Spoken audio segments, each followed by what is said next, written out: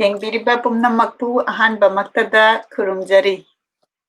ꯉꯁꯤꯒꯤ ꯑꯩꯈꯣꯏꯒꯤ ꯁꯦꯇꯔꯗꯦꯒꯤ ꯃꯊꯪ ꯅꯥꯏꯅ ꯆꯠꯊꯖꯔꯛꯄ ꯕꯨꯛ ꯀ꯭ꯂꯕ ꯃꯅꯤꯄꯨꯔꯤ ꯃꯩꯇꯩꯂꯣꯟꯒꯤ ꯂꯤꯇꯔꯦꯆꯔꯗ ꯐꯣꯀꯁ ꯇꯧꯔꯒ ꯆꯠꯊꯖꯔꯛꯄ ꯄ꯭ꯔꯣꯒ꯭ꯔꯥꯝꯅꯤ ꯃꯁꯤꯗ ꯃꯤꯠꯌꯦꯡ ꯇꯥꯕꯤꯔꯤꯕ ꯄꯨꯝꯅꯃꯛꯄꯨ ꯑꯍꯥꯟꯕꯗ ꯇꯔꯥꯝꯅ ꯑꯣꯛꯆꯔꯤ ꯑꯗꯨꯒ ꯀꯗꯥꯏꯗꯒꯤ ꯌꯦꯡꯕꯤꯔꯤꯕꯅꯣ ꯍꯥꯏꯕꯗꯨ ꯁꯣꯏꯗꯅ ꯀꯃꯦꯟꯇ ꯏꯕꯤꯔꯛꯎ ꯂꯦꯡꯁꯤꯟꯕꯤꯗꯨꯅ ꯂꯩꯔꯦ ꯑꯩꯈꯣꯏꯒꯤ virtual set sida aigi yamna nuksijarabi ima mingoina panjarabada mayamna yamna nuksina Oja Saroj Nalini haina mingaubi ba ima busu taramna okjari khurumjari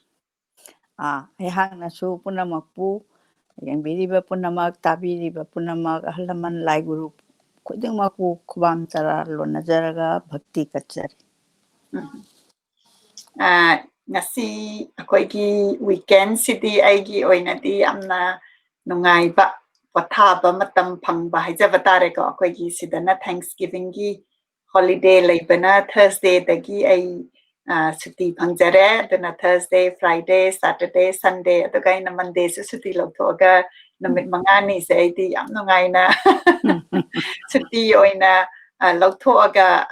aina tamingba thabak the focus tauraga potharaga leijari imagidi kamaina tawbiri ayakidi chamanai maramdi aigi su isanupi nangi sese su magi Saturday Sunday suti phangbaga loina na Monday sisu Guru Nanak ki suti amal leye na maso haraure aduga yum khara loisalhaunaba adagi athaba fi amu puthoknaba yam kanna honari ado aigi damaktadi yam ingba horabanina ai ingdanaba haidana ado water bag ka tawdana adagi firon gadu athaba thamagal leijari yam nungaina leijari haijaba tare aina pajagadori basi yengdana karmain tawsige haidana sumaina lenjari haijaba tare yengbiriba mayamna su soidana adom gi weekend kamaina tawbiri haibadu share tawbirau aduga akoise sidana yamna ingzalurakan handaki weekend sina akoigi suti leibasi enjoy tawro haibagi matagum yamna weather se phaba kitang ingaga su yam ingbadi chingsallaga ingbadudi oidaba adona yamna nungaiba weather oiri mapandaga pamaga mai kitanga tekpagi nungaiba ma phangjari matang asida ngasi imana kari pabina bagi sinbire adagi adugi matangda imada sinazarage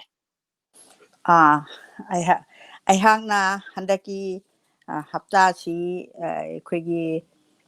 November thagi aroiba thangjani haijaba tare masida aina khwaidagi nungsijarabi pokminaba ichegumna nungsijarabi Jamuna Advani na ibirakpa aikoigi nurse Hemabati haibase masigi larikse aina nainajaruba kanda yamna nungaiba yamna realistic oiba aduga yamna kari haini larikse parubada tongan mahau ama leiba masi ehangna miyam da sulan thokjaningdana ichedagi ayaba logjare ichena larik su thabire aduga loina na ngasi Jamuna Advani na ibiba nurse Hemabati haibasigi manungsida ayhangna lokhat jagadawribasi wari macha amadi sairengna jingba pullaga phongba lairikni aduna lairiksigi manungda ayhangna wari macha da aikoigi Bhanu eigi punshishe haiba amaga isena siba mandirda chaluba matamda tasengna sayang oiba lin ama urakpa adugi yamna angakpa thokthokse simasu aina miyamda lanthokjaningdana pangsang sangba oidabanina aina anisi lanthokjage haina thorang tawjare ado ahanbada aina lanthokjadori si siba mandirgi isorgi oiba wari macha si hana lanthokjagani asi lanthokjadringagi mamangda isegi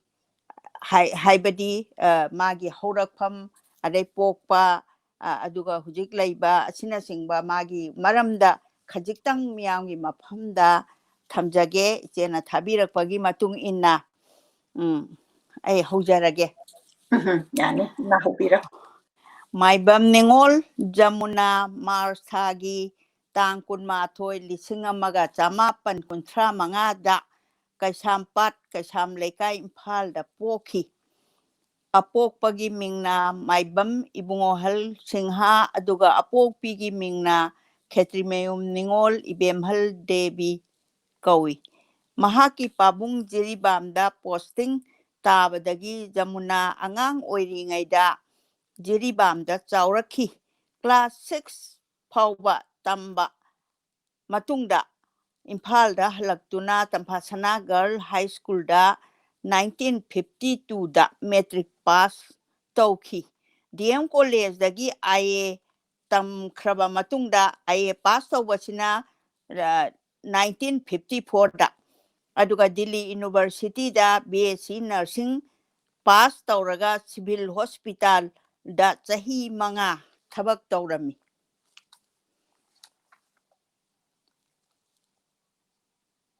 Lisingama Manipur da Ihan Hanbi BSc Nursing Sok Lisingama Samapan Yankay Nipan da pass Tauduna Impal ki Civil Hospital da sister ki post da Thabak Tauba Hoki.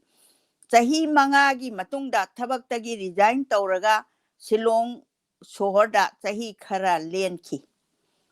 North East India Women's Association ki Secretary Oyuna Mafam Adugi Lairaba Singi Mateng Pangnaba Pan Drive Taunanabagi Damak Invent Kaya Pangthoki Masagi Achinba Kaya Lairabasu Novel Amadi Kavita na Chingbagi Lairik Pabadi Kak Tokidi Mahak Masana Izaba Kavita gi Lairik Land of the Dancing Deer and the Symphony of Heart Song Amadi the letter Haiba Mingthonduna Lyric sing English Lol da Iduna Pongkre Handaki Nurse Hemabati Hai na Mingthonba Lyric Asigi Aibi Masamaki Masagi Oina Mari Suba Lyric Oiragani Lyric Ase Bengali script Amasung Maitei Mayek Ani Makta Punna Pongba Aibi Masagi Hanba Lyric Oiragani Asumna Tambirami Haujik Hanba Maktada Aibina Wahai Karadang Amasung Lyric Simaktada Masimasu Aina Hana Lantoxaramage Wahai Karadang Aina Ngasi Ijariba Nurse Hemabati Haiba Wari Ase Hemabati gi Masanupi Romiga Aiga America da Unakibada Mama Hemabati gi Punsigi Wari Kara Mahakna Ingonda Tahanki Romigi Ima Hemabati na Angang Oiringagi Wari Adu Tabada Aigi Tamoida Yamna Nungaiba Ama Pauki Hemabati Angang Oiringaida Lyric Yamna Tamninki Adubu Nupi Oina Pokpanina Matam Aduda School ka Hankide Mahaki Apopa Ahal Singna Hemabati na Karam Tongna School Kabagi Chance Pankibagi Haibagi Wari Asitabada Nungaibaga Luina na Langtaknaba Ama Supoki Maramdi Mahaki Punsigi Wari Ase Nupi Masa Singi Amna Tamningai Oiba Amani Chaurangna Kanglabasu Akupa Toktoksing Adu Tirubada Kudong Chadaba Khara Leki Badagi Fiction Oina Framework Semlaga Wari Asi Izakibani Lairam Lenda Tin Krabi Hemabati Punsigi Wari Se Manipur Gi Nupi Masa Singna Nupi Singidi Yamna Chautoksa Ningai Amani Mahaki win kanba thona phabagi magunna sita bada nupi masa singna pungning thoga ningai amani mapuroiba kumar amasung makhoi macha nupi Premila Romila Samila gi support phangbadagi ai khuttagi kalam thadokpa ngamjakhide aina makhoibu yamna nungaibaga loinana thagachari own potki mau Salma Legoland Kauba Wari Ani Sidi Aigi Wakaldagi Sagatuna Izakibani Kana Matagi Punsiga Mari Lainade Atopa Wari Atai Sidi Tokraba Todok the base Dona Sagat Jabangaktani Aigi Ipwa Irabanta Amasung nephew Gojengi Mamal Nai Drabamateng Pangbadagi Lyric as a Pong Bangam Jakibani Aduga Rinda Publication Gi Ibungo Rajen khumuk chamna yamna thawai yauna larik asi oinanabu hotnabi khibagidamagta aina mahakpu yamna thagachari makhum yekpi khiba Kapil Arambambusu thagachari aroibada lariksi oinanabu hotnabada tengbang birakhiba punamakpu thagachari America dagi tang 13 tha nipan 2013 Jamuna Advani asumna wahi thambiramba loisanjaraba matungda isena ihan hanba oina Shillongda leiringaida Siva Mandir Shillonggi Siva Mandir haiba ama Shillong me 1983 ibiramba aikhoi matamsida Shillongda leiduna isanupi singna Loreto Schoolda isanupa Jibesna Sen and Mansa Tamli La Samiargi Sing Yai Romda Lairiba Lairakta Changsinbada Chingmai Naptuna Sariba Yung Karagi Manungda Ekoigi Yum Suni Loreto Schooldo La Samiargi Sing Mataktuda Laibaduna Angang Sing School Kabada Panglap Lapte Sen and Man School Su Kara Tapaduna Jibe Sati Aina Garida Tili Asangba usan pambi kayana laiteng liba phajarba Shillong sohor se si level dagi foot 5,000 gi mathakta leiduna mioi babu sumhatlibani ningthi jaraba sohor se kaidongai da su kawba ngamde ningsingli hojik su numito 1983 gi me tha gi nongmai jingni Siva Mandir da lai khoramba chatsi haiduna angang singsu yamna harawi Mandir si Shillong piklomda chatpagi lambel manakta ingna chingmai dagi sentharakliba ising iput isel sigi nakanda lei mafam asidani angang singna yamna harauna sannajaningbado Siva Mahadevana mahaki changjarakliba bhakta singbu taram na opagum tawi aigi icha nupi ahallata yaima sobhaga loinana ima su Imphal dagi aigi nakta lakpa matam oibaduda numito Mahadeva khuramba khoi mari chatpani angang singsu mafam adu hek yauba ga nunglakta chenthariba ising aduda khongup lauthoklaga sanaba hawi imaga aiga su phamba yaba nung khallaga khongdu isingda luptuna matam khara phamduna lei cheliba ising singse khwaidagi luba mafamdu khu yaude nunglaktani pung amarom pharakadawre angang sing sanaribase chatlasi haibada ngahaktang haiduna adum leiri thengle lai khuramlurasi aduga yumda hannanaba haiduna aina angang singduda lauri makhoi nunglakta mu isingda mu chenduna khara thapna sanari laklage khumlai ichanupi latana kardagi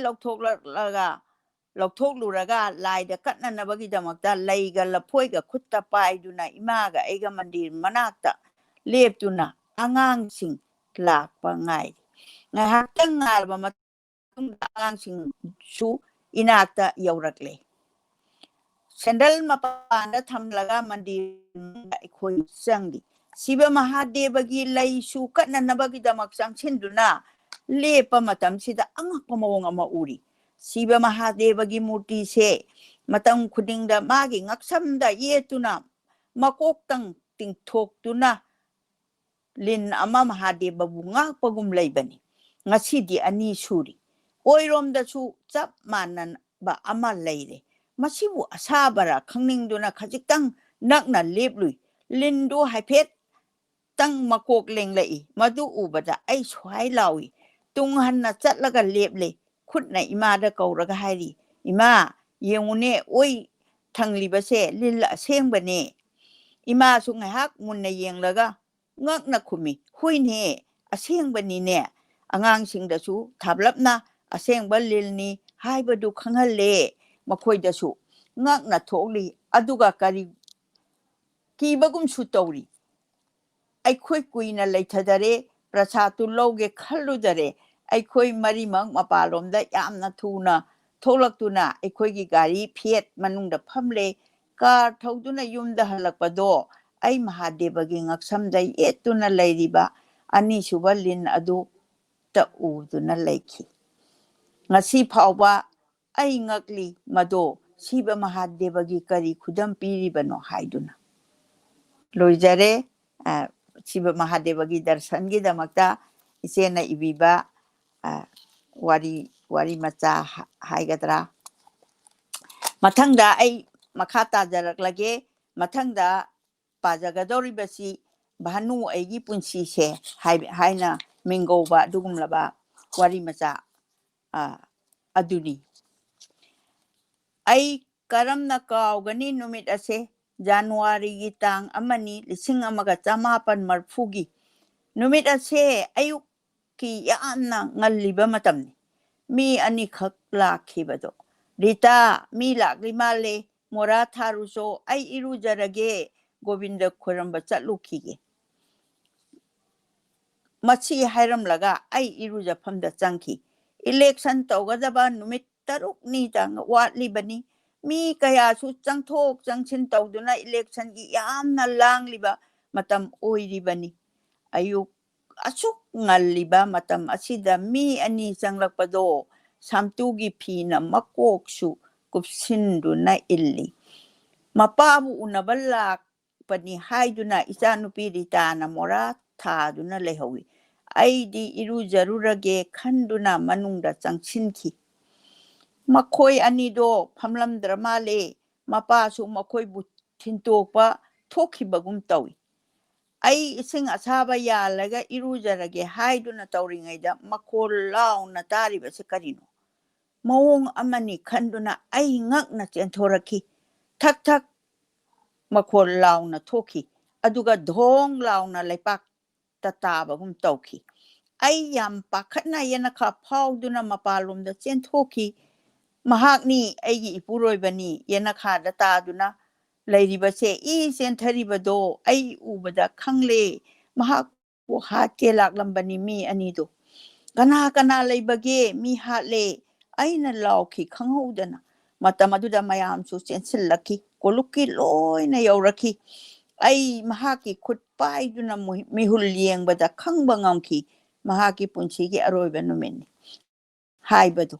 nongmai aduna mahaki thamoida tamduna kapi khare khudak aduda aikhoigi imungi angang singna jipta haptuna hospital da pubiki aigi puroiba thokchombi ra singha gi punchigi aroiba pungpham asida aingonda wa amata hairamdana chatkhari ngasi January gi tang ama ingsok lising ani tara taret ki numit ase mahaki death anniversary chahi 36 subani adubu aingonda di ngarang ta thokhibagum uri aigi mit pangthoklabasu mit uisinduna leirabasu nongmai ina kaplamba mahaki masa lebakta taduna leibado uduna talei aigi mittagi tattana chenthaduna leiriba pirang asina sakini aidi gyan yaudabagum karimata pham khangdana yana khada phamduna leihowi ise khoina aibu imungda changnaba haibado yaningkhide nacha singse yamna piklibani nahak sonthaba yadeko thogliba thodoktu mangla taibangla ai khangkhidare aigi punchigi khongthang khudingda khut paiduna pubiramba mahakna aibu thadok piramle itomta numit asida aigi chanupi Rita su hospital da chatpa yawki hospital da doctor na postmortem tawraga amasung death certificate piraba matungda mayamna mahakpu party gi office ta puduna leina chingba kattuna ikai khumnaba piraba matungda mahak mayamna mahakpu party gi office ta puduna leina chingba kattuna ikai khumnaba utpiki hai matungda procession chatlaga yumlomda pubirakhi amasung maibana songadaba thabak loiraba matungda poloinaba turen mapanda sanskharigi dama pubi khare ipuroibagi masak mit uisinduna leibado chatkhiba matamda ai ngasi phawba kawba ngamde ai karimata tawphom khangkite mahaki tawgadaba thawtok punamak itai amasung inaw singna loina langbiki asti sorat samasor loiba ahalsing inausing thorang loina tawbiki numit 10 subada sorani ꯅꯨꯃꯤꯠ ꯑꯗꯨꯗ ꯃꯇꯝ ꯑꯗꯨꯒꯤ ꯏꯀꯥꯏ ꯈꯨꯝꯅꯔꯤꯕ ꯍꯦꯂꯤꯝ ꯆꯧꯙꯨꯔꯤ ꯗꯤꯁꯤꯅ ꯃꯁꯥꯃꯛ ꯂꯦꯡꯕꯤꯔꯛꯇꯨꯅ ꯂꯨꯄꯥ 15,000 ꯄꯤꯕꯤꯔꯝꯃꯤ꯫ ꯑꯩ ꯂꯧꯖꯔꯣꯏ ꯍꯥꯏꯖꯈꯤ꯫ ꯁꯥꯔꯅ ꯂꯦꯡꯕꯤꯔꯛꯇꯨꯅ ꯄꯩꯁꯥ ꯑꯁꯤ ꯃꯁꯥꯃꯛꯇ ꯄꯤꯕꯤꯔꯤꯕꯁꯦ ꯅꯍꯥꯛ ꯂꯧꯒꯗꯕꯅꯤ ꯑꯁꯤ ꯍꯥꯏꯗꯨꯅ ꯑꯍꯜꯁꯤꯡꯅ ꯇꯥꯛꯄꯤꯕꯗꯒꯤ ꯄꯩꯁꯥꯗꯨ ꯑꯩ ꯂꯧꯖꯈꯤ ꯑꯗꯨꯒ ꯑꯍꯜꯁꯤꯡꯒꯤ ꯈꯨꯠꯇ ꯄꯤꯖꯈꯤ꯫ ꯃꯇꯝ ꯈꯔꯒꯤ ꯇꯨꯡꯗ ꯄꯩꯁꯥꯗꯣ ꯑꯩꯉꯣꯟꯗ ꯄꯤꯕꯤꯔꯛꯈꯤꯕꯗꯒꯤ ꯆꯍꯤ ꯑꯗꯨꯒꯤ ꯁꯦꯞꯇꯦꯝꯕꯔꯒꯤ ꯇꯥꯡ 30ꯗ ꯏꯀꯥꯏ ꯈꯨꯝꯅꯖꯔꯤꯕ ꯍꯤꯖꯝ ꯏꯔꯥꯕꯣꯠꯀꯤ ꯄꯣꯛꯄ ꯅꯨꯃꯤꯠꯀꯤ ꯁꯦꯂꯦꯕ꯭ꯔꯦꯁꯟ ꯇꯧꯕ ꯅꯨꯃꯤꯠꯇ ꯄꯥꯔꯇꯤꯒꯤ ꯁꯦꯀ꯭ꯔꯦꯇꯔꯤꯗ ꯄꯩꯁꯥꯗꯨ ꯄꯤꯔꯒ ꯍꯥꯏꯖꯈꯤ ꯄꯩꯁꯥ ꯑꯁꯤꯅ ꯊꯣꯛꯆꯣꯝ ꯕꯤꯔ ꯁꯤꯡꯍ ꯃꯦꯃꯣꯔꯤꯌꯦꯜ ꯍꯥꯏꯗꯨꯅ ꯄꯥꯔꯇꯤꯒꯤ ꯂꯥꯏꯕ꯭ꯔꯦꯔꯤ ꯑꯃ ꯁꯥꯅꯕ ꯇꯧꯕꯤꯌꯨ꯫ ꯅꯍꯥꯛ ꯇꯨꯃꯤꯟ ꯂꯩꯒꯅꯨ, ꯕꯤꯔ ꯍꯥꯠꯄꯒꯤ ꯀꯦꯁ ꯇꯧ꯫ ꯑꯁꯨꯝꯅ ꯃꯌꯥꯝꯅ ꯇꯠꯇꯅ ꯑꯩꯉꯣꯟꯗ ꯇꯥꯛꯄꯤꯈꯤ꯫ ꯃꯌꯥꯝꯅ ꯑꯩꯕꯨ ꯅꯨꯡꯁꯤꯕꯤꯗꯨꯅ ꯍꯥꯏꯕꯅꯤ ꯑꯗꯨꯕꯨ ꯑꯩ ꯀꯦꯁ ꯇꯧꯅꯤꯡꯈꯤꯗꯦ꯫ ꯀꯦꯁ ꯇꯧꯔꯒ ꯂꯩꯈꯤꯗ꯭ꯔꯕ ꯃꯍꯥꯛ ꯑꯃꯨꯛ ꯍꯤꯡꯂꯛꯀꯗꯧꯕꯁꯨ ꯅꯠꯇꯦ꯫ ꯏꯆꯥꯅꯨꯄꯤ ꯃꯔꯤꯁꯦ ꯌꯣꯛꯅꯅꯕꯒꯤꯗꯃꯛꯇ ꯑꯩꯅ ꯉꯝꯅꯕ ꯍꯣꯠꯅꯖꯔꯒꯦ ꯃꯁꯤ ꯍꯥꯏꯗꯨꯅ ꯑꯩꯅ ꯈꯨꯝꯖꯈꯤ꯫ ꯑꯩꯒꯤ ꯄꯤꯛꯂꯤꯕ ꯏꯆꯥꯅꯨꯄꯤ ꯃꯔꯤꯁꯦ ꯌꯣꯛꯅꯕ ꯑꯩꯒꯤ ꯊꯧꯔꯥꯡꯅꯤ ꯏꯊꯟꯇ ꯈꯟꯗꯨꯅ ꯂꯦꯞꯆꯈꯤ꯫ ꯃꯇꯝ ꯑꯁꯤꯗ ꯏꯆꯥꯅꯨꯄꯤ ꯑꯍꯟ ꯀꯤꯔꯟꯕꯂꯥ ꯄꯤꯌꯨ ꯁꯥꯏꯟꯁ ꯄꯥꯁ ꯇꯧꯔꯕ ꯃꯇꯨꯡꯗ ꯇꯦꯛꯅꯤꯀꯦꯜ ꯏꯟꯁꯇꯤꯇ꯭ꯌꯨꯠ ꯑꯣꯐ ꯕ꯭ꯔꯅꯣ ꯌꯨꯒꯣꯁ꯭ꯂꯣꯚꯦꯀꯤꯌꯥꯗ ꯏꯟꯖꯤꯅꯤꯌꯥꯔꯤꯡ ꯇꯝꯕ ꯆꯠꯈꯤꯕ ꯊꯥ 6ꯇ ꯉꯥꯏꯔꯤꯕꯅꯤ꯫ ꯃꯍꯥꯛ ꯂꯦꯡꯒ꯭ꯋꯦꯖ ꯇꯝꯂꯤ ꯃꯇꯝꯗꯨꯗ ꯑꯅꯤꯁꯨꯕꯤ ꯏꯆꯥꯅꯨꯄꯤ ꯔꯤꯇꯥꯁꯨ ꯀ꯭ꯂꯥꯁ 12 ꯄꯥꯁ ꯇꯧꯗꯨꯅ ꯃꯍꯥꯛꯅ ꯄꯥꯝꯕ ꯂꯥꯏꯟ ꯑꯃꯗ ꯃꯤꯡ ꯆꯟꯅꯅꯕ ꯍꯣꯠꯅꯔꯤ꯫ ꯃꯊꯪꯒꯤ ꯆꯍꯤꯗ ꯔꯤꯇꯥꯁꯨ ꯃꯣꯁꯀꯣꯗ ꯏꯟꯖꯤꯅꯤꯌꯥꯔꯤꯡ ꯇꯝꯕꯒꯤ ꯃꯤꯡ ꯆꯟꯈ꯭ꯔꯦ꯫ ꯃꯇꯝ ꯑꯁꯤꯗ ꯑꯩꯒꯤ ꯑꯍꯨꯝꯁꯨꯕꯤ ꯏꯆꯥꯅꯨꯄꯤ ꯀꯤꯔꯟꯁꯦ ꯀ꯭ꯂꯥꯁ 6ꯇ ꯁꯦꯟꯇ꯭ꯔꯦꯜ ꯁ꯭ꯀꯨꯜꯗ ꯇꯝꯂꯤ꯫ ꯃꯍꯥꯛ ꯀ꯭ꯂꯥꯁ 12 ꯄꯥꯁ ꯇꯧꯔꯒ ꯄꯨꯅꯦꯒꯤ ꯐꯥꯔꯒꯨꯁꯟ ꯀꯣꯂꯦꯖꯗ BSc ꯗꯤꯒ꯭ꯔꯤ ꯑꯃꯁꯨꯡ MSc ꯂꯣꯏꯁꯤꯟꯈꯤ꯫ ꯃꯄꯥ ꯂꯩꯇꯕ ꯃꯇꯝ ꯑꯗꯨꯗ ꯏꯇꯣꯟ ꯇꯣꯟꯕꯤ ꯏꯆꯥꯅꯨꯄꯤ ꯔꯣꯖꯤꯁꯦ ꯁꯦꯟꯇ꯭ꯔꯦꯜ ꯁ꯭ꯀꯨꯜꯗ ꯀ꯭ꯂꯥꯁ 3 ꯇꯝꯂꯤ꯫ ꯑꯩꯁꯨ ꯊꯕꯛ ꯇꯧꯔꯤꯕꯅꯤꯅ ꯅꯨꯄꯤ ꯃꯆꯥ ꯃꯇꯣꯝꯇ ꯃꯌꯨꯝꯗ ꯂꯩꯕꯁꯤ ꯀꯌꯥ ꯈꯨꯗꯣꯡ ꯆꯥꯗꯕꯗꯒꯤ ꯀ꯭ꯂꯥꯁ 6ꯇꯒꯤ ꯃꯍꯥꯛꯄꯨ ꯁꯦꯟꯇ꯭ꯔꯦꯜ ꯁ꯭ꯀꯨꯜꯒꯤ ꯕꯣꯔꯗꯤꯡꯗ ꯕꯦꯡꯒ꯭ꯂꯣꯔꯗ ꯂꯥꯏꯔꯤꯛ ꯇꯝꯅꯕ ꯊꯥꯈꯤ꯫ ꯀ꯭ꯂꯥꯁ 12 ꯄꯥꯁ ꯇꯧꯔꯕ ꯃꯇꯨꯡꯗ ꯁꯤꯝꯕꯤꯌꯣꯁꯤꯁ ꯏꯟꯇꯔꯅꯦꯁꯅꯦꯜ ꯂꯣ ꯁ꯭ꯀꯨꯜꯗ ꯇꯝꯗꯨꯅ ꯃꯍꯥꯛ ꯂꯣ ꯄꯥꯁ ꯇꯧꯈꯤ꯫ ꯑꯩꯒꯤ ꯏꯄꯨꯔꯣꯏꯕ ꯂꯩꯈꯤꯗ꯭ꯔꯕ ꯃꯇꯝ ꯑꯁꯤꯗꯒꯤ ꯑꯩꯒꯤ ꯀꯅꯥ ꯑꯃꯠꯇ ꯎꯅꯅꯤꯡꯈꯤꯗꯦ꯫ ꯃꯔꯝ ꯑꯗꯨꯅ ꯍꯣꯁꯄꯤꯇꯥꯜꯗꯒꯤ ꯑꯥꯏꯁꯣꯂꯦꯁꯟ ꯗꯤꯄꯥꯔꯠꯃꯦꯟꯇ ꯗ꯭ꯌꯨꯇꯤ ꯄꯨꯗꯨꯅ ꯂꯩꯈꯤ꯫ ꯆꯍꯤ 2 ꯂꯩꯔꯒ ꯃꯦꯇꯔꯅꯤꯇꯤ ꯋꯥꯔꯗꯇ ꯇ꯭ꯔꯥꯟꯁꯐꯔ ꯇꯧꯗꯨꯅ ꯗ꯭ꯌꯨꯇꯤ ꯄꯨꯕ ꯍꯧꯈꯤ꯫ ꯑꯁꯨꯝ ꯇꯧꯅ ꯊꯕꯛ ꯇꯧꯗꯨꯅ ꯏꯅꯥꯎꯅꯨꯄꯤꯁꯤꯡ ꯑꯃꯁꯨꯡ ꯀꯣꯂꯨꯞꯀꯤ ꯏꯝꯐꯥꯜ ꯏꯆꯦꯈꯣꯏ ꯃꯌꯥꯝꯅ ꯅꯨꯡꯁꯤꯕꯤꯕꯗꯒꯤ ꯑꯩ ꯏꯆꯥꯁꯤꯡꯕꯨ ꯌꯣꯛꯄ ꯉꯝꯖꯈꯤꯕꯅꯤ꯫ ꯑꯩꯍꯥꯛ ꯅꯝꯕꯣꯜ ꯑꯋꯥꯡ ꯂꯩꯀꯥꯏꯗ ꯂꯩꯕ ꯑꯣꯖꯥ ꯆꯥꯟꯗꯝ ꯑꯗꯣꯔꯒꯤ ꯃꯆꯥꯅꯨꯄꯤꯅꯤ꯫ ꯑꯩꯅ ꯆꯥꯎꯔꯛꯄꯗ ꯑꯩꯒꯤ ꯏꯃꯥ ꯃꯁꯛ ꯈꯪꯖꯍꯧꯗꯦ꯫ ꯑꯩꯈꯣꯏ ꯏꯆꯤꯟ ꯏꯅꯥꯎ 5ꯅꯤ꯫ ꯏꯄ꯭ꯋꯥ ꯑꯇꯣꯟꯕꯗꯨ ꯄꯣꯛꯄ ꯃꯇꯝꯗ ꯏꯃꯥ ꯂꯩꯈꯤꯗꯕꯅꯤ ꯍꯥꯏ꯫ ꯑꯉꯥꯡꯁꯤꯡ ꯑꯗꯨ ꯌꯣꯛꯄꯤꯅꯕꯒꯤꯗꯃꯛꯇ ꯄꯥꯖꯤꯅ ꯏꯃꯥꯇꯣꯟ ꯂꯧꯔꯛꯄꯅꯤ ꯍꯥꯏ꯫ ꯏꯃꯥꯇꯣꯟꯕꯤꯗꯨꯁꯨ ꯑꯉꯥꯡ 5 ꯄꯣꯛꯈꯤ꯫ ꯃꯔꯝ ꯑꯗꯨꯅ ꯑꯩꯅ ꯀ꯭ꯂꯥꯁ 8 ꯐꯥꯎꯕ ꯇꯝꯂꯛꯄꯗꯨ ꯌꯨꯝꯒꯤ ꯊꯕꯛ ꯑꯃꯁꯨꯡ ꯑꯉꯥꯡꯁꯤꯡ ꯄꯤꯁꯛ ꯌꯣꯛꯄꯒꯤ ꯃꯇꯦꯡ ꯄꯥꯡꯗꯕ ꯌꯥꯗꯕꯅ ꯂꯥꯏꯔꯤꯛ ꯌꯥꯝꯅ ꯋꯥꯅ ꯇꯝꯈꯤ꯫ ꯀ꯭ꯂꯥꯁ 9 ꯀꯥꯔꯛꯄꯗ ꯂꯥꯏꯔꯤꯛ ꯇꯝꯊꯕ ꯉꯝꯒꯅꯤ ꯍꯥꯏꯕ ꯑꯩ ꯊꯥꯖꯔꯛꯈꯤꯗꯔꯦ꯫ 1983ꯀꯤ ꯆꯍꯤꯁꯤꯡꯗ ꯑꯣꯖꯤꯂꯔꯤ ꯅꯔꯁꯤꯡ ꯆꯍꯤ 2.5ꯒꯤ ꯀꯣꯔꯁ ꯑꯗꯨ ꯍꯣꯁꯄꯤꯇꯥꯜꯗ ꯌꯥꯎꯈꯤ꯫ ꯃꯇꯨꯡꯗ ꯖꯦꯅꯔꯦꯜ ꯅꯔꯁꯤꯡꯒꯤ ꯄꯔꯤꯈꯥ ꯌꯥꯎꯗꯨꯅ ꯁ꯭ꯇꯥꯐ ꯅꯔꯁꯀꯤ ꯄꯣꯁ ꯐꯪꯖꯈꯤ꯫ ꯑꯩꯅ ꯑꯣꯖꯤꯂꯔꯤ ꯅꯔꯁꯤꯡ ꯇꯝꯕ ꯂꯣꯏꯔꯝꯗꯥꯏ ꯑꯗꯨꯋꯥꯏꯗ ꯀꯩꯁꯥꯝꯄꯥꯠꯀꯤ ꯊꯣꯛꯆꯣꯝ ꯃꯅꯤꯍꯥꯔ ꯑꯦꯄꯦꯟꯗꯤꯛꯁ ꯅꯥꯕꯗꯒꯤ ꯍꯣꯁꯄꯤꯇꯥꯜꯗ ꯃꯇꯝ ꯈꯔ ꯂꯩꯔꯝꯃꯤ꯫ ꯃꯍꯥꯛꯀꯤ ꯃꯅꯥꯎꯅꯨꯄꯥ ꯄꯥꯈꯪ ꯕꯤꯔ ꯑꯗꯨ ꯃꯌꯥꯝꯕꯒꯤ ꯁꯦꯕꯥ ꯇꯧꯗꯨꯅ ꯂꯩꯔꯝꯃꯤ꯫ ꯃꯍꯥꯛꯅ ꯑꯩꯕꯨ ꯀꯣꯏꯒꯦ ꯍꯥꯏꯅ ꯈꯪꯍꯜꯂꯛꯄꯗ ꯑꯩꯈꯣꯏꯒꯤ ꯃꯔꯤ ꯃꯇꯥ ꯊꯣꯛꯅꯕ ꯑꯍꯜꯁꯤꯡꯗ ꯇꯥꯟꯅꯖꯔꯨꯏ꯫ ꯃꯍꯥꯛ ꯔꯥꯖꯅꯤꯇꯤ ꯆꯪꯗꯨꯅ ꯂꯩꯔꯤꯕꯅꯤ, ꯊꯕꯛ ꯇꯧꯗꯦ, ꯅꯍꯥꯛ ꯈꯔꯗꯤ ꯋꯥꯒꯅꯤ, ꯅꯆꯥꯁꯤꯡ ꯁꯦꯝꯕꯗꯤ ꯐꯒꯅꯤ ꯍꯥꯏꯅ ꯈꯨꯝꯕꯤꯔꯛꯏ꯫ ꯑꯩꯁꯨ ꯃꯍꯥꯛꯄꯨ ꯅꯨꯡꯁꯤꯔꯨꯕ ꯍꯥꯏꯒꯗ꯭ꯔꯥ ꯆꯦꯜꯂꯁꯤ ꯍꯥꯏꯕꯗ ꯑꯩ ꯌꯥꯈꯤ꯫ ꯑꯗꯨꯒꯤ ꯃꯇꯨꯡꯗ 1988ꯒꯤ ꯃꯥꯔꯆ ꯊꯥꯗ ꯑꯩꯈꯣꯏ ꯑꯅꯤꯕꯨ ꯀꯩꯁꯥꯝ ꯂꯩꯀꯥꯏꯒꯤ ꯃꯃꯥꯡ ꯃꯥꯟꯗꯣꯞꯇ ꯂꯨꯍꯣꯡꯕꯤꯈꯤ꯫ ꯄꯥꯖꯤꯅ ꯁꯥꯎꯕꯗꯒꯤ ꯀꯤꯗꯨꯅ ꯑꯩꯒꯤ ꯃꯔꯤ ꯃꯇꯥ ꯑꯃꯠꯇ ꯂꯥꯛꯄꯤꯈꯤꯗꯦ꯫ ꯂꯨꯍꯣꯡꯕ ꯂꯣꯏꯔꯕ ꯃꯇꯨꯡ ꯅꯨꯃꯤꯠ 4ꯅꯤꯒꯤ ꯃꯇꯨꯡꯗ ꯏꯃꯥꯗꯣ ꯂꯩꯀꯥꯏꯒꯤ ꯃꯤ ꯈꯔꯒ ꯂꯥꯛꯈꯤ꯫ ꯑꯩ ꯎꯅꯕ ꯂꯥꯛꯄꯅꯤ ꯍꯥꯏꯕꯗꯨꯗ ꯑꯩ ꯌꯥꯝꯅ ꯍꯔꯥꯎꯏ꯫ Bhanu laklo chatlasi yumda pajina yade madu tabada ai loinang ngaknare khudak adudai puroba birana ai khut paiduna hagi Bhanu di ai ga luhonglabani aigi nupini nahak mahapu puba yararoi masi hairaduna aibu puge lakpadu thinki asumna aikoi anigi punsigi lambelda khongdaminaba hauki hojik aigi angangsing chawrakle masa masagi punsigi khongthang ningtamna chathajare makhoi da makwani kaya leiraktare mayamna nungsibiduna aibu municipal election da candidate ama oina lepnaba takpiki matam chare khanduna thabaktagi mangjauna na retire tawthoki sok lising ma chamapan mawdra manga da municipal gi ward mapal gi councillor oiduna ka duna election mai paksaki eng sok lising ma chamapan mawdra nipan april gi tang kuntareta aibu interim chairperson oina khanbiki Athens World Peace Conference yaw nabagidamak aibu su khanbiraktuna sok lising anigi megi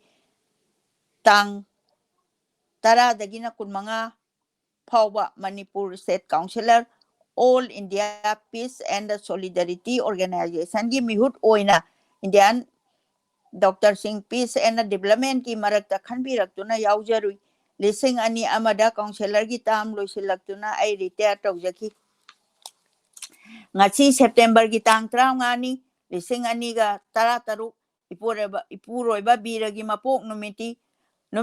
lamdam asida lep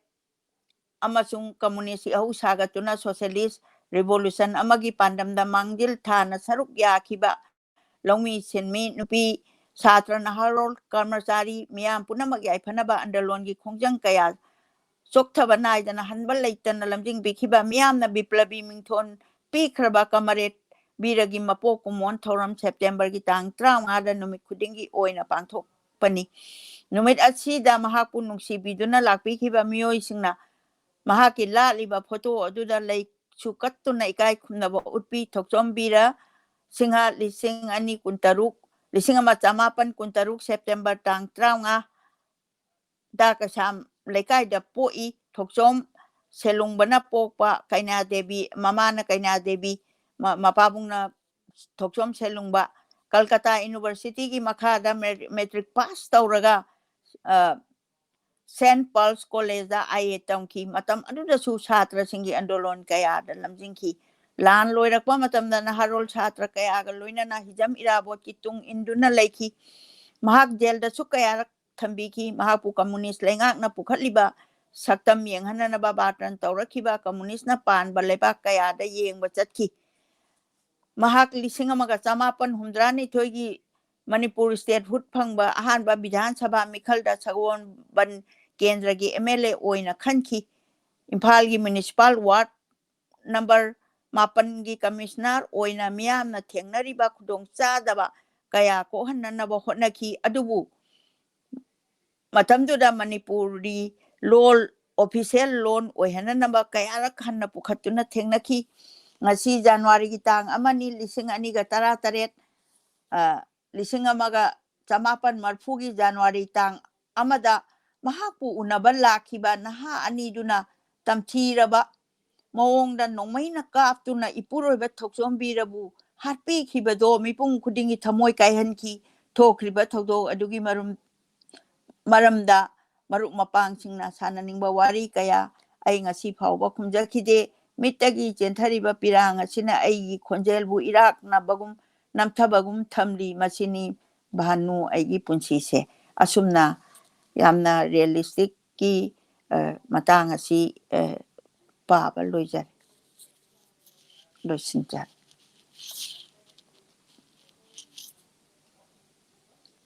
yamna nungsiba wari realistic wari ni akoina ngangweringaida sumaina mingoina panjarabada thokchom bira si kapkhre kaina tabagi wari si taragasu akoina yamna mamutana magi own wife na dithokcharakpa wari si ngasigi feature tawjariba aina yamna nungsina ima Jamuna aina kaubiba sina ithokpiraga akoi mayam sida khanganbiba ngamhanbani Saigi picture si amutang pukhatcharake larik asi soidana yankhatpiyu mayamna aduga imana ngasi pabikibasina chapter ama khatani masida chapter atai mayamsu yamna leiri aina thamjage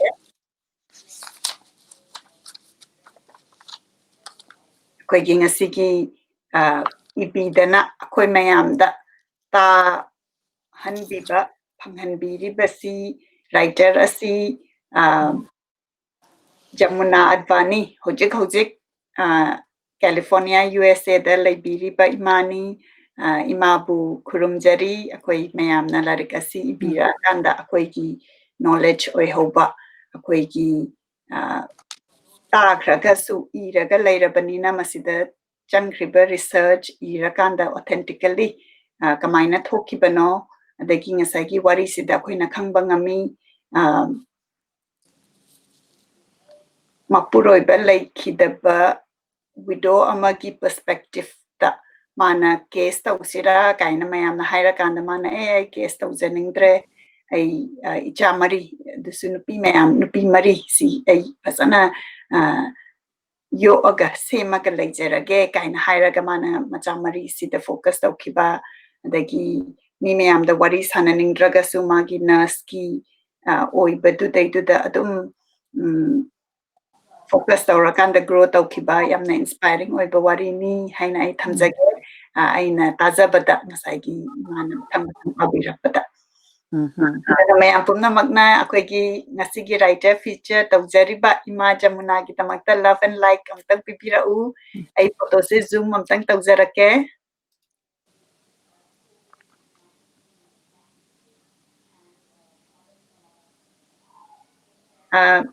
aduga matang asida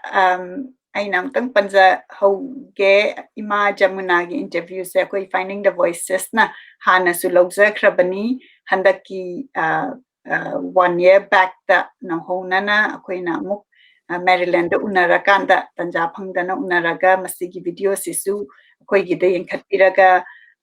soidana yengbiyu writer sigi maram da henna khangnanabagi damakta aduna ai amtang pukhatcharake video asi video asi akoigi YouTube channel da yankhatpiraga amtang yengbiyu masi akoina writer da focus taurakanda logjakiba interview ni The voices. Today I am so blessed to have a very special guest speaker right here in my studio. Let me introduce you to Aina Diyam Sina Kaujaba. I call her with all my heart, Ima. First of all, a big welcome to our studio. And she is Jamuna Advani, author of 4 books. As you can see, I have lined them up. This is the first book, Land of the Dancing Deer, which has actually inspired me to start writing. And we have Symphony of Heart Songs. And my favorite, The Letter, which gave me a lot of details about Manipur ways of life, and I really love all the characters. And the newest book in Maitailoon, Manipuri, Nurse Hemabati. I still have to read this, and I'm waiting for my mom to read this for me. So welcome to our show. This is yet another episode of 1001 Pankajari. Thank you, Monica. I'm so happy that I could come today and see you personally at your studio. And I'm, as you know, I'm Jamuna, and originally my beginning was from Impal, Kashabhat. And once when we were small children, and then we were in Jiriba, and I grew up there, and then later on came to Impal for study in 7th grade, and from there on I have been doing my studies there and finished my intermediate in DM College, and then went for nursing, BSc nursing in Delhi University. And after coming back from the university after graduating. Aduna masigi interview si soidana yankhatpiyu yamna nungaiba interview ni aduga akoina writer sigi maramda hena khangnanabagi damakta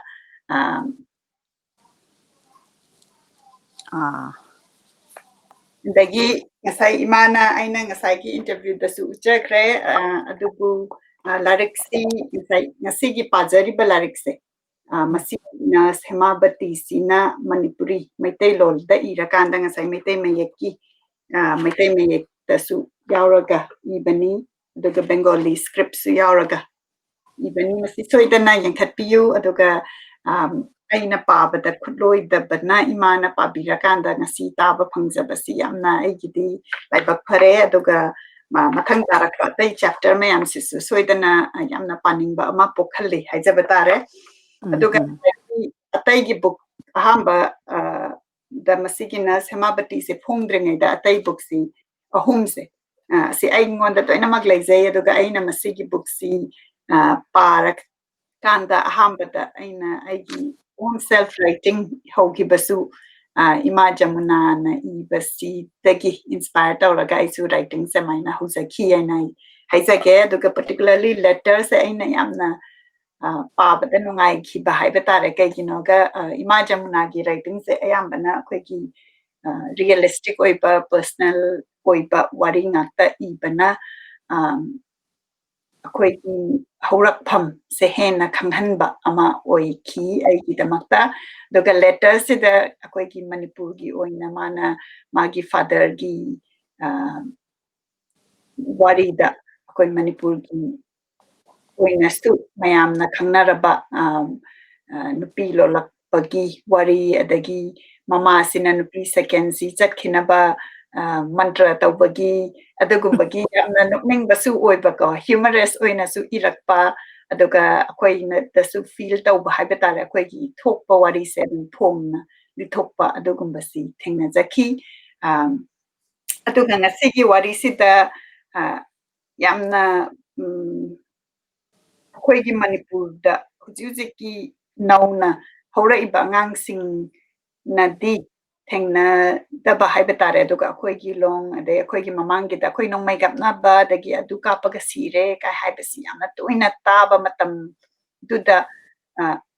akoina madugi impact haibetare ko madugi impact haibati maduda lehoriba widow dugi life dagi maduda lehoriba machasing sidanga sangi machanupi mari sida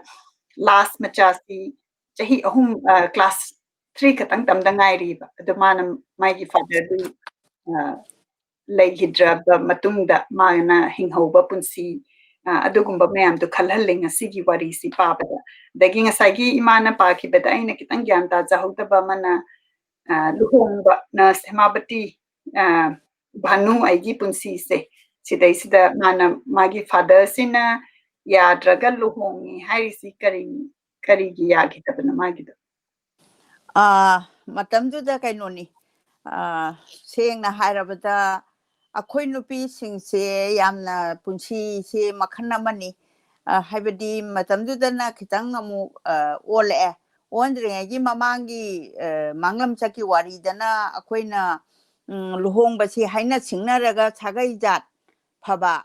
adagi loyam chaba nupa sigi depend tawraga hingbagi angkada adum nupi singse thajarambagi wari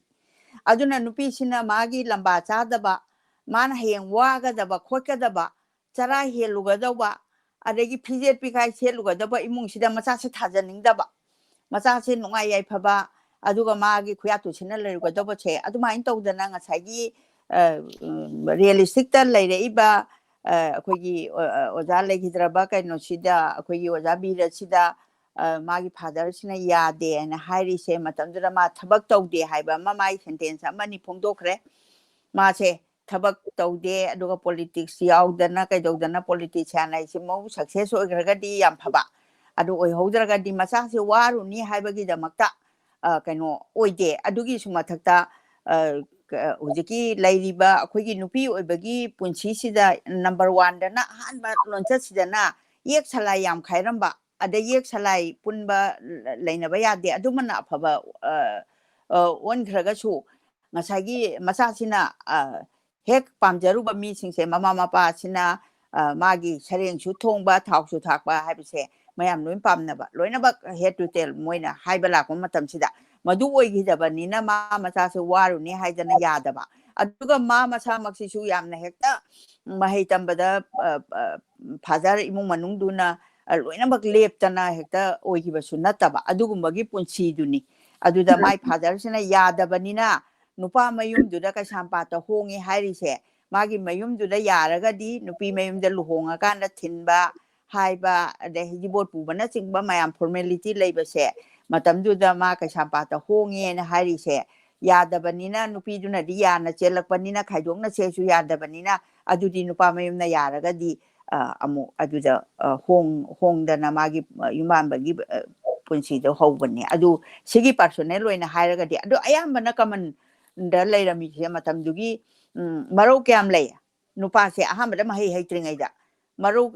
ahamda jat hangani adagi maro chabra loksa leibra karmai tawi habase nupi sing se moida dependent oidana hingdorimnina amaromda khaluraga di amna pungning nungsiningai oibajani tasengna khalur adu ngasinga sidadi amna phare haija batare aduga mai masa masagi apamba chatnare tawadabu angang singna khanghudaba lubhol aidi jat kano akogi sagai jat yek tinaragana mai masada kari result lakpa sairuk tinaragana kari lakpa hai bagi knowledge di kitang watpa male hujiki da education da su yaudre aduga ahlamangi wari su tanadrabanina sugumba di yamna phai aduga matam dugi yamna akogi yamna ego wangba ai ichaduna laitam kai tamaganda adu tawrakanda thabak tawdaba nupa duda leigadra khotgadra haibagi wakhando aduda mana yadabagi kenone na adumai thamjage ai observation da ngasai parakpasida mangonda mana nungai tana magi word to daina feel tawzaba haibatar haibati mana magi lohongpasida my father sina yadramnina magi mi amatta yaude even magi mother si yaukide aduga konna my mother se la akanda yum chatlasi na haibatu mana kitang magi lohongba numitun tadi yamna important day oizare tana ko magi di aduga lagi site tagi kanamta yaude mapa duki bagi damata haina irakpaduda kitang mana numitun na nungai taba wakhanlon do uzaba haibatar adagi ngasai akoigi writer ngasigi ima Jamuna na haibirise na semabati si mane khangkalaga ira isi akoigi nupi girl child na larik tamba phangdaba duga magi will power yamna strong oirakanda mana nurse ama oirakhiba macha singse larik laisu hainaba adom da changhibagi inspiration du da igibani tabasina amuka henasu magi lariksi da yauba chapter khuding maksi hanna pajaningi aina haizabatare aina imana any other panbiningba comment laibiribra ai comment lokhatchanaba tawzarage aina maraksida aina thagatchaningba aigi isena aibu yam sogatpiba manao magumna khanbiba aduga ise ai adugi larik to aidi tasengna US ta aigi larik se isegi larik se thanamabane adum adugo Delhi sida yora akanda isegi larik se paake hairakanda leiramdabadagi isena kanna horna birakanda isebu isena Imphal da leiba ibungo irabanta isegidi pwani aduna thabirakpase ai irabanta busu aina ngamkhai leitana thagachari kariginoina haibada mahangna larikse thabira amdragadi isena hairaga su mahangna thabagi khudong chadaba leyena thabira amdragadi aina ngasi pajadana miyamgi mamangda lanthokchari se phangamoi aduna ise thagacharaba matungda aina ngasigi mapa aigi larikse paba ama oina thagachaningbase irabantabu aina hainingai leitana amuka so hanna thagachari yamna ngai yamna chumbani akoina book club sida mathang parakpasida masida changba machak adagi masigi coordination tawbasida image ibanina face of the show oizaraga su back and the thabiraktana dagi paba ngamba gi damakta thagatpa uchari dagi ngasagi yengo akoina larik se parakpa kanda writer mak na iraga smaina copy ama leizabasi akoi giti yamna special moment or haiba tare ko ai library macha sida ngasi author feature tawzabasi gi larik si leiraga pabasina hena aingonda nungaiba ma pokche aduga akoi gi author mayam akoina feature tawzakiba mayam sisu ai hakta mukthika chara kanda larik singsi isana ai own library ta thamjana bagidamta inspire tawzai aduga yamna phasa raba wari macha akoina khangbada haipet tagraga su realistically irakpa kansida o sumaina tawgibani haina akoi de hena khanhan ba haiba tare matang asida akoi gi yingbiriba tabiriba mayam da khurumjari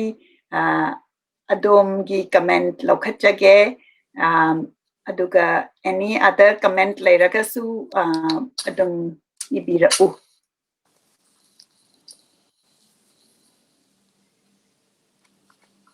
ahan bada maibam bhaneshwarina khurumjari haina ibira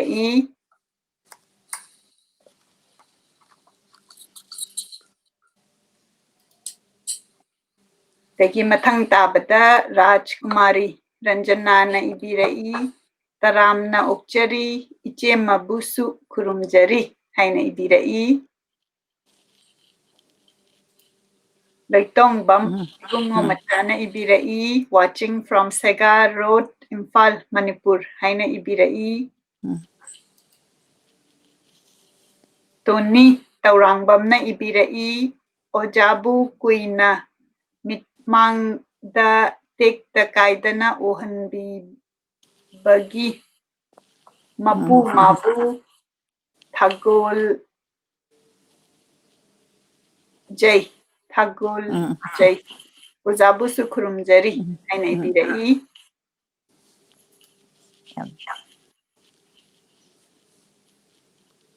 khurumjari ima amasung Madam Monica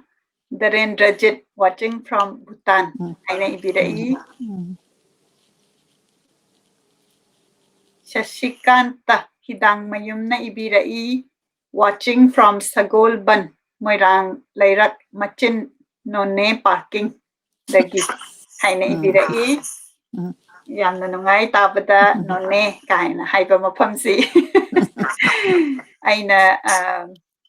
wari amada tagraba word ni nonne haibasi dagi Birendrajit mangang na ibirai ngasi di program asi hobada 20 minutes late oire haina ibirai mamong bu ngapi gani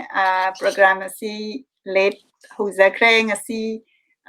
matam chana hauna bahona jabani the marakta technical difficulty laibana computer restart kumba tauba yaukibana matam chaba ngam haudre soidana mathang tarakpada matam chana ba honajarake khurumjari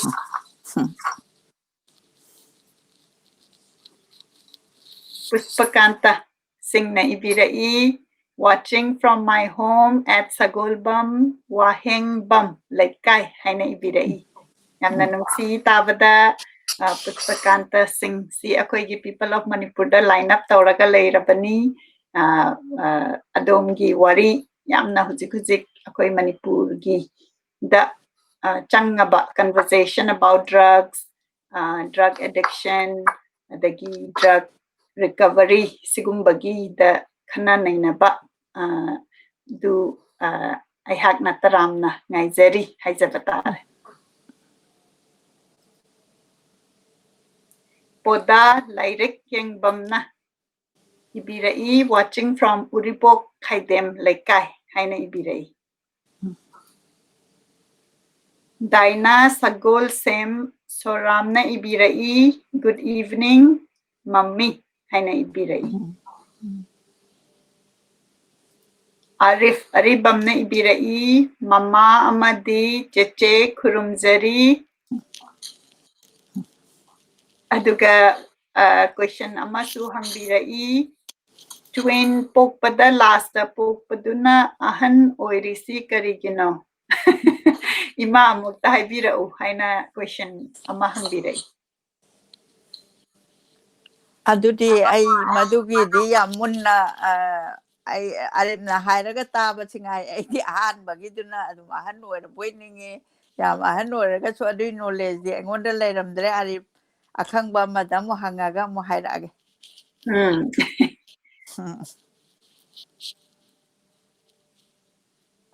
Bemchate bina ibirai watching from Delhi haina ibirai. Hamong Pramut na ibirai. Kurumjari Ima Amasung Iche Monica Yamna Nungaijay. Madam Jamuna Advani gi wari khara tahan bibasi. Maramdi mamung lairaba aibi asigi mamal lairaba khudol kaya laijay khanglabasu paba phangba ngamdrabasu ngasi di ama anitang oirasu mahau tahan bire. Jari hanna hanna yamna yaningba wafamni ipwa Ramon Pramut na iraibasi ngasagi nurse Hemabati si ngasagi book se akoina ngasagi chapter amasi pabasina magi mahau haibati direct content sida kari yauri kamaina magi writing style si haibatu khanghalabana akoida ngasida ata yauri ba chapter sing sisu pasi haibagi ithil do phauhan bani ngasi episode asina ai samaksu direct si leirakanda kaina pabada yamna khloidabagi launa angangna pabada maina pazabana paba ngamjadana thambasi ngasi imana pabasidagi amuk inganda hujikti aigi 5 days holiday leibasida isa paningba pokhalle aigi table sida samu puthoga leirabanina yamna chamba wafam Raj Kanebona ibirai mai bema amadi iche Monica Bukhurumjari haina ibirai Luang Chanu Linthoina ibirai Khurumjari ye Oja amadi iche Yamsu nungsiye Oja kuina sangna punsi khoko ana ayek yaudabasu oirasanu taibang mapugi thauzaldagi haina ibirai lots of love Thagacher. Menaka sanasamna ibirai ima ga ichega ahanbada khurumjari wari oina tazarasu thamoida tu chungba phaujai onthok si khare taseng laba punsigi wari. Thank you so much imana nungsina pabiba iche busu hainingai leitana thakachari ngasagi mena kana hairibasi yamna chumma bani tu chungba pohalle haise aingonda su ngasai imana pabi kibada koigi Manipur gi da thokiba thodok mayam se akoina ningsing basi larik sina ningsing hanba helhanba mi masakhangdaba mi ani laaga imung amada nongmai dongdong kapamaga hujikta leiramba midu magi thawai yaudaba hakchangdu taraga leire kaina magi ithorakpatuda akoida tu chungba ma phawanba masi thokraba thodokni aduga akoina klauba yadaba akoigi root akoigi society hujik oirak iba ngarang yamna nauraba angang singnadi haiphet taragasu munna khangdaba oiba incidency ithokpirakpa writer mayam sina mamutana ibiragadi akoina akoigi history sini akoigi da tawrami sini haina khanghanba aduga madugi conflict tuna magi effect haibatar effect to the family to the mainly ngasi focus tawrisina magi widow oi horiba to the mana kamaina adu da hinghora kan da magi focus tawraga macha semakpa adagi awa ba haibatare ko adugi struggle do the yamna positively mana inspire tawraga macha semba do the oina focus tawkibagi wari adugumba duni haina thamjage aduga masagi tu chumhanba phauhanba du madu yamna chumba wafam haina thamjage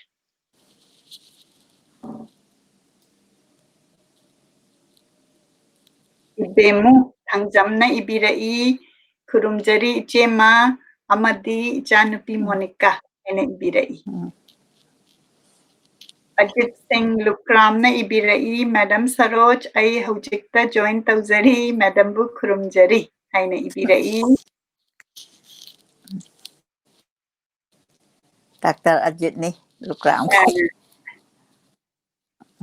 yamna nungsi Idang Silkina ibirai Madam Nachana khurumjari haina ibirai Satyajit akoi jamna ibirai ngasigi finding the voices aduki matik madun magun laikre thagachari haina ibirai khurumjari lamjingba ki hna ibirai abokna tauba explain si aigi oinadi am nungaina tabada laina gyan taba ngami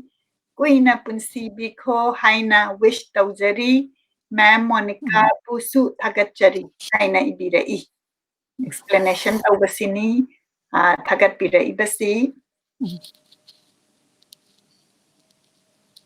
Thaunaujam Sham Singhana ibirai khurumjari imabu ichal Monica busu thagachari haina ibirai yamna nungsi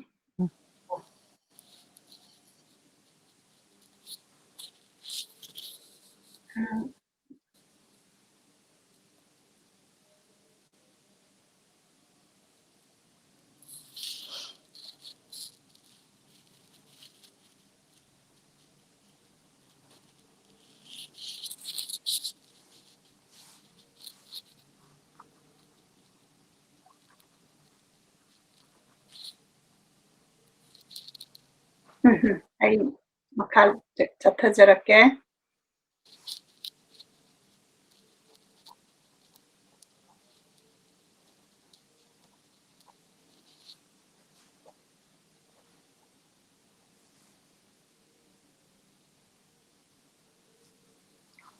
makha chathajarakpada Bemcha Devi na ibirai ꯑꯩꯈꯣꯏꯕꯨ ꯂꯝꯖꯤꯡ ꯂꯝꯇꯥꯛ ꯄꯤꯕ ꯉꯝꯕ ꯃꯤꯑꯣꯏ ꯀꯌꯥ ꯑꯃ ꯏꯔꯥꯏ ꯂꯥꯏꯅ ꯊꯋꯥꯏ ꯃꯥꯡꯍꯟꯕꯤꯈꯤꯕ ꯑꯩꯈꯣꯏꯒꯤ ꯌꯥꯝꯅ ꯂꯥꯏꯕꯛ ꯊꯤꯕꯅꯤ ꯃꯇꯝꯗꯨꯗ ꯃꯅꯤꯄꯨꯔꯗ ꯂꯩꯕ ꯉꯝꯗꯕꯗꯒꯤ ꯍꯧꯖꯤꯛꯁꯨ ꯑꯥꯎꯠꯁꯥꯏꯗ ꯃꯅꯤꯄꯨꯔꯗ ꯂꯩꯕ ꯃꯤ ꯀꯌꯥ ꯑꯃꯁꯨ ꯂꯩꯔꯤ ꯑꯗꯨꯕꯨ ꯂꯩꯇ꯭ꯔꯀꯥꯟꯗ ꯃꯤꯒꯤ ꯃꯒꯨꯟ ꯈꯪꯅꯕꯗꯧꯅ ꯉꯁꯤꯗꯤ ꯍꯥꯏꯅꯕ ꯇꯥꯕ ꯍꯧꯔꯦ ꯃꯤꯡ ꯑꯣꯏꯅ ꯄꯟꯖꯔꯕꯗ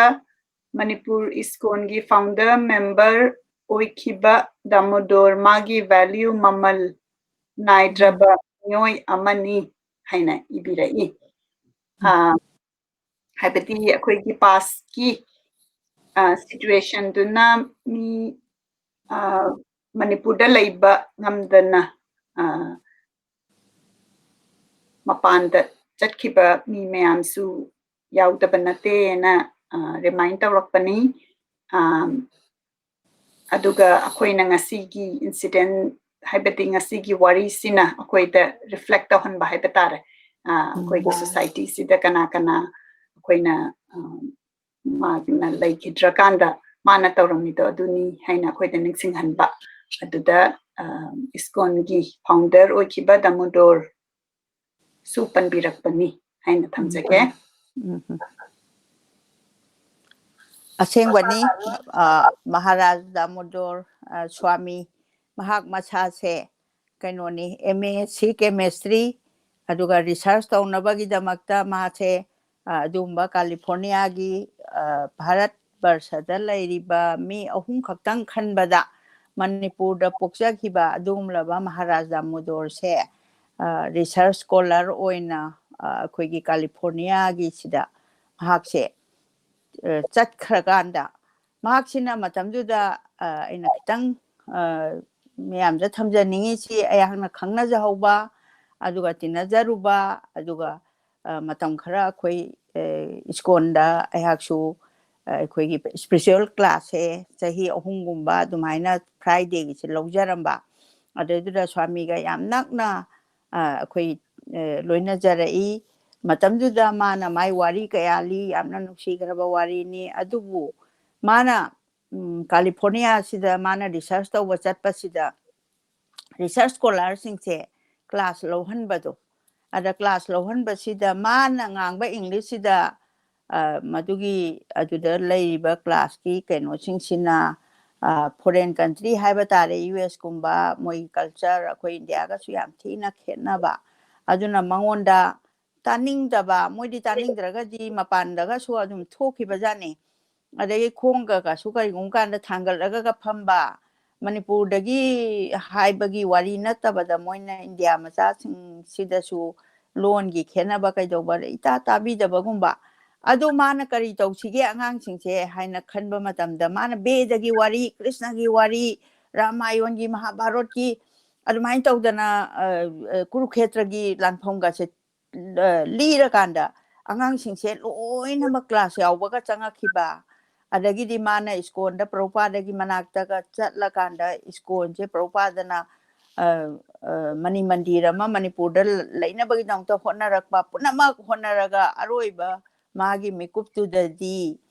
mahakse magi raslila angkhakta bom lang salakpada bom mache na pan bani mahak mapanda chendana laihibadi nate aina kitang sengdok saning bani aduga mana misen oina laikhrakanda laitabadi nate bom mache na pan baduda mache mayam du chirakpa mayam adai inai mayam dugi marakta phanana baina hotnabada magi masa sida cheksal laudabadagi di maase diabetes patient su oiba kitang oirakpaduda magi kano oidabadagi mapanda chakraga mara thakonda da chatlaga edi Delhi sida chatlaga yenguba matamda magi aroiba yahipse duda tankibani adunga si skonda leiriba bhakta punamaki changjafam oiriba punamaki orise mahangna founder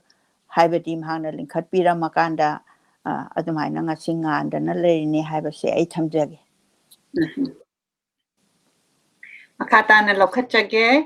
Nirmala Rajkumari na ibirai yamna nungai jay tajabada haina ibirai Hidang Silkina Makatana ibirai Che Monica. This program is really a great initiative, especially during this pandemic. Thagachari yamna chimba wapamni akoina hana book club ki initiative set auraga so koina offline da tawjarame masigi initiative si imana pabira kanda koina koigi YouTube channel da hapjaba aduga pandemic se lakpa sida isida mayam si akoi si hujik suni masigi pandemic ki issue shi akoi mayam hujik su social distancing ngakna si koi mayam cheksinna laiminabagi mathausi tai aduga adum nati oiraga naba yekpasi akoi ki anakpa adagi isamak ki family adagi ingbiriba mayam dasu isamak na naba yauba kanda wakhanse sonthadaba akoina naba dugi section thorang du dadi focus tawrakanda wakhan sidaisida diversion haibatar nungai naba focus tawraga kainomada focus tawbagi pina bagi damakta koina book club ki si hodok chakhibani live sessions masisina akoina mathang thiga charakpada akoigi su kayamna knowledge oi hore yengo akoigi pasana iraga leiraba pot mayam se akoi mayamna thigat minarakanda khangminarakanda khana naina bagi ama tawrakpasi akoigi pandemic sina thokpada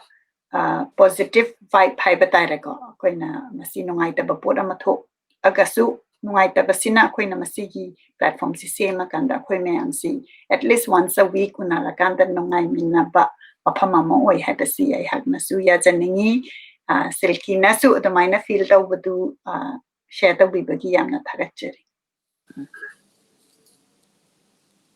khaba sapamna ibirai kuina sangna punsiyuko ima animak haina ibirai Damudor nauremna ibirai I just remember the days in my high school life the classes taught by Madam Saroj in St. Joseph's School Imphal haina ibirai Damudor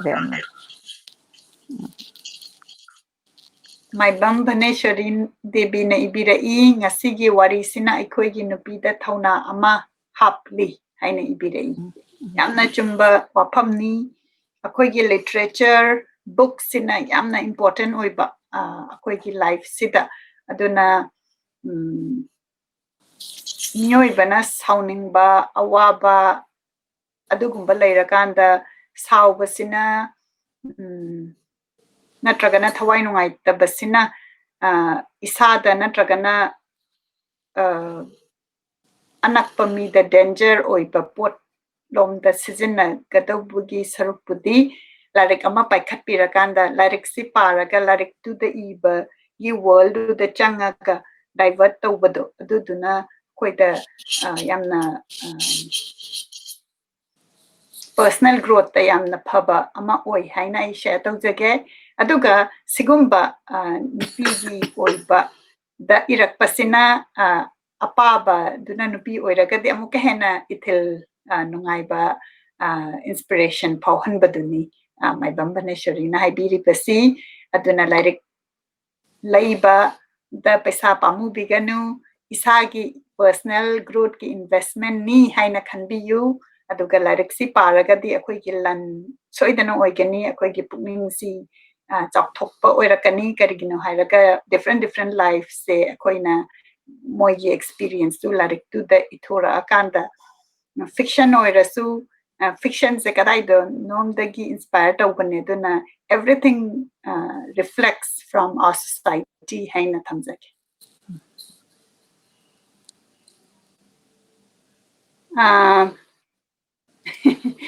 thoiba nongthombamna ibirai imaro mem haisi aina aigi ngasi akoigi book club sida tawmina basi imaro haina hangbi bani haina lawjage ai isamaki pokpiba imani yamna nungaiba haibadi ima oiraga sumaina common ke haitare akoigi